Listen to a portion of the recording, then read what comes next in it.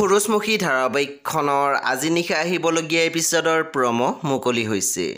আজিৰ প্ৰমৰ প্ৰথম ভাগত আমি দেখিবলৈ পাইছোঁ দেউতাকে কৈ আছিল তহঁতৰ মা ক'ত, মানে মোৰ পত্নী আছে বুলি যে কৈছ তেওঁ ক'ত। তাৰপিছত আমি প্ৰমত দেখিবলৈ পাইছোঁ মনজিতে গালি পাৰি গুড্ডুক কৈ আছিল তোক মই সোণহঁতৰ ঘৰলৈ নিবই নালাগিছিল, তই অকলে থকা যোগ্য। তেতিয়া আমি দেখিবলৈ পাইছোঁ গুড্ডুৱে মাত দিছিল মই সদায় অকলে থাকিব লাগে, তোমাৰ বাহিৰেনো মোৰ আছে কোন। তাৰপিছত আমি প্ৰমোদ দেখিবলৈ পাইছোঁ ত্ৰিদীপে কৈ আছিল তোমালোকে নাভাবিলেও মই কিন্তু তোমালোকক আপোন বুলিয়ে ভাবোঁ। যি কৰিছোঁ মই এজন আৰক্ষী হিচাপে নহয়, আপোন মানুহ হিচাপে কৰিছোঁ। সেই বন্ধু বান্ধৱীসকল আজি নিশা 8 বজাত ৰং টিভিত আহিবলগীয়া সূৰুজমুখী ধাৰাবাহিকখন খুবেই বেছি ইণ্টাৰেষ্টিং হ'বলৈ গৈ আছে। সেই আপোনালোকে চাবলৈ একেবাৰে নাপাহৰিব।